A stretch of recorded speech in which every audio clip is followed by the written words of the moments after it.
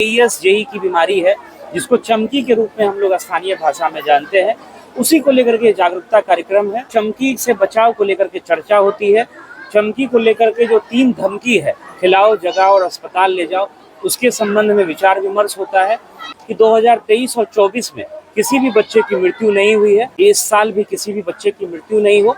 11 cases आए हैं इस जिले में, लेकिन सभी का इलाज करके बच्चे को स्वस्थ करके घर भेजा जा चुका है। 1 महीना पहले ही सारे आशा दीदी के साथ में, आंगनबाड़ी सेविका, सहायिका, एएनएम दीदी सभी के साथ में हम लोगों ने एक बैठक करके जागरूक कर रहे हैं कि बच्चों को सुबह उठाइए, भी समय से उसको खाना खिलाइए। अभी लीची का समय आ रहा है, लीची के समय में खाली पेट में लीची भी नहीं खाने दे बच्चों को। इन सब बातों से बच्चे हम लोग ग्रामीण क्षेत्र में जाकर लोगों को अवगत कराते हैं। इस न्यूज के प्रायोजक है अफजल फर्नीचर। जिलाधिकारी सुब्रत कुमार सेन के अध्यक्षता में शनिवार को कांटी क्षेत्र के बरियारपुर मध्य विद्यालय के प्रांगण में चमकी बुखार से संबंधित जागरूकता के लिए संध्या चौपाल का आयोजन किया गया। सर्वविदित हो कि जिला अंतर्गत सभी 373 पंचायतों में नियमित रूप से हर शनिवार को संध्या चौपाल का आयोजन कर चमकी बुखार के रोकथाम एवं बचाव के लिए जागरूकता अभियान सतत एवं प्रभावी रूप से जारी है। जिला पदाधिकारी मुजफ्फरपुर जिला के किसी एक पंचायत में प्रत्येक शनिवार को संध्या चौपाल में नियमित रूप से उपस्थित होते हैं तथा लोगों को जागरूक एवं प्रेरित करते हैं। इसी कड़ी में कांटी क्षेत्र के बरियारपुर मध्य विद्यालय में आयोजित संध्या चौपाल में पहुंचे जिलाधिकारी सुब्रत कुमार सेन को स्थानीय मुखिया नवीन कुमार उर्फ शशि ठाकुर ने पौधा भेंट कर उनका स्वागत किया। कार्यक्रम का विधिवत उद्घाटन दीप प्रज्वलन के साथ हुआ। जिलाधिकारी ने अपने संबोधन में 2019 से 2024 तक के आंकड़े को बताया और कहा कि तब चमकी बुखार से बीमार पड़ने वाले बच्चों की संख्या और मृत्यु दर भी अधिक था। धीरे धीरे इस पर नियंत्रण करने में सफलता मिली है। पिछले वर्ष इस बीमारी से एक भी बच्चे की जान नहीं गई।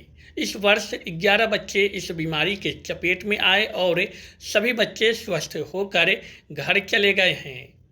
उन्होंने कहा कि इस वर्ष भी 0 डेथ लक्ष्य को पूरा करना है। इस बीमारी से बचाव जागरूकता ही एकमात्र उपाय है।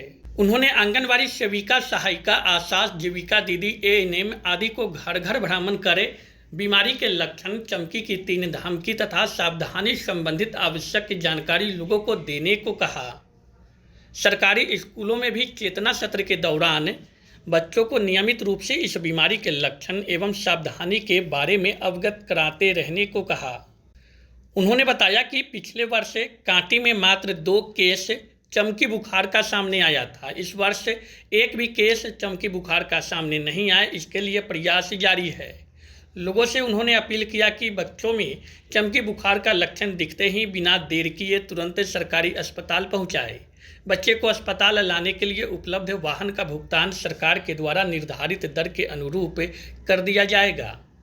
अंत में उन्होंने सभी को चमकी के 3 धमकियों का शपथ दिलाया, जिसके बाद जिलाधिकारी ने विद्यालय प्रांगण में पौधारोपण किया। इस अवसर पर स्थानीय मुखिया शशि ठाकुर ने कहा कि पंचायत स्तर पर नियमित रूप से चमकी बुखार की रोकथाम एवं बचाव के लिए पंचायत में जागरूकता चलाया जा रहा है और लोगों को जागरूक रहने की अपील भी की जा रही है। कार्यक्रम में उप विकास आयुक्त, सिविल सर्जन, अनुमंडल पदाधिकारी पश्चिमी सहित कई अन्य अधिकारियों ने भी अपने विचार व्यक्त किए और सभी को एकजुट होकर चमकी बुखार पर प्रभावी नियंत्रण के लिए प्रयास करते रहने की आवश्यकता पर बल दिया। आज का जो कार्यक्रम है, ये संध्या चौपाल का कार्यक्रम, बेसिकली हम लोग जो एईएस जेई की बीमारी है, जिसको चमकी के रूप में हम लोग स्थानीय भाषा में जानते हैं, उसी को लेकर के जागरूकता कार्यक्रम है। सारे 373 पंचायतों में कोई ना कोई पदाधिकारी कर्मी, जिला स्तर से लेकर के प्रखंड स्तर या पंचायत स्तर तक के सरकारी कर्मी इसी तरह के कार्यक्रम में जाते हैं, जहां वहां के स्थानीय लोग उपस्थित रहते हैं और चमकी से बचाव को लेकर के चर्चा होती है। चमकी को लेकर के जो 3 धमकी है, खिलाओ, जगाओ और अस्पताल ले जाओ, उसके संबंध में विचार विमर्श होता है और इसी कार्यक्रम का परिणाम है तो लगातार हम लोग जागरूकता कार्यक्रम चला रहे हैं। स्वास्थ्य विभाग का जो प्रयास है, या जो माननीय मुख्यमंत्री जी ने पीकू वार्ड जो 100 बेड का जो एसकेएमसीएच में खोला है कि 2023 और 24 में किसी भी बच्चे की मृत्यु नहीं हुई है, उसी संकल्प को लेकर के हम लोग आगे बढ़ रहे हैं कि इस साल भी किसी भी बच्चे की मृत्यु नहीं हो। 11 केसेज आए हैं इस जिले में, लेकिन सभी का इलाज करके बच्चे को स्वस्थ करके घर भेजा जा चुका है। और आगे भी हम लोग का ये अभियान चलता रहेगा, ताकि किसी भी बच्चे में अगर ऐसे लक्षण पाए जाते हैं और ये बीमारी कन्फर्म होती है तो उचित इलाज करके उनको घर सुरक्षित वापस भेजा जा सके।